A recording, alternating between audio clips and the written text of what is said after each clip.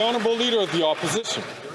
Not only has the Prime Minister and his government taxed Canadians into poverty, his former Environment Minister called single moms and small businesses arsonists because they oppose the carbon tax. Meanwhile, he ignored the warnings of his own Parks Department that the Jasper Valley had turned into a tinderbox.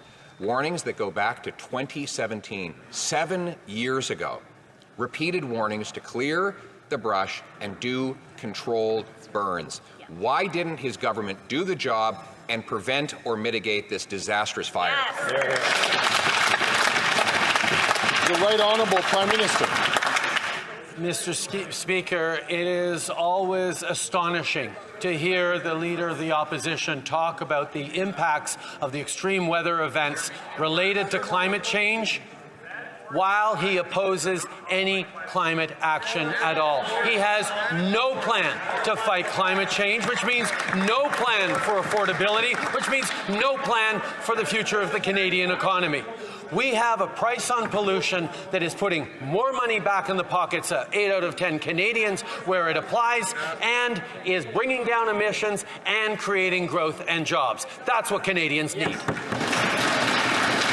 The Honourable Leader of the Opposition. Mr. Speaker, he pretends you can put out forest fires with taxes. Clearly that has not worked. Rather, what he should have done is listen to his own officials who said that the mass buildup of fuel in the Jasper Valley as a result of dead trees needed to be addressed through controlled burns and other clearing methods, and also preparation so that we would have the ability to fight the fire if and when it ever started. All of this is documented in email correspondence and now testimony at a parliamentary committee. Instead of taxing Canadians into poverty, why didn't he fight forest fires? The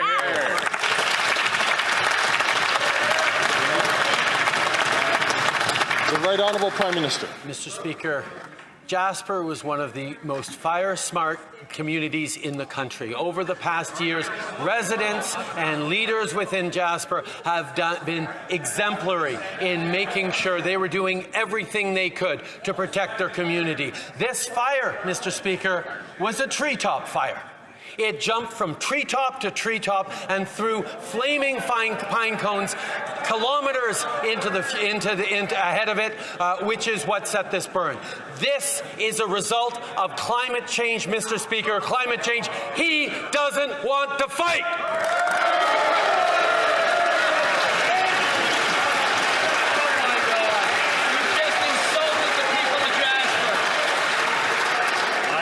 The Honourable Leader of the Opposition. Mr. Speaker, that kind of erratic screaming and hollering is not going to tackle the problem of forest fires, screaming about flying pine cones, etc. It's true, the people of Jasper were fire smart. The problem is that the government in Ottawa was fire stupid. They were warned. This government was warned repeatedly over 7 years that they needed to clear the dead wood to prevent the spread of a future fire. Why, instead of bringing in a crippling carbon tax, didn't he clear away the wood and stop leaving a tinderbox to explode? The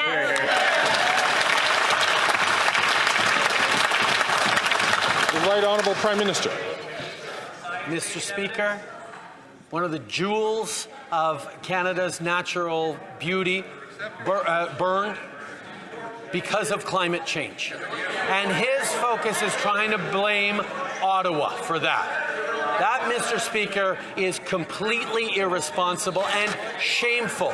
But we have all seen that from this Conservative leader, who would rather try and rile people up and point figures than actually try to solve any of the challenges Canadians are facing, either today with affordability or tomorrow with climate change. That's not leadership. The Honourable Leader of the Opposition. I'll tell you what's not leadership. I'll tell you it's not leadership.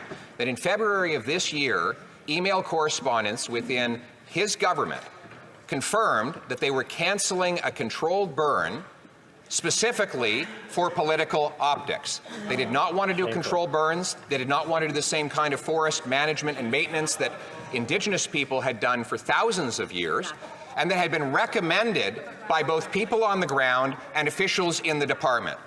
The reality is he didn't do his job. He should be accountable and explain why he let the valley go up in smoke and used a carbon tax to hide behind it all.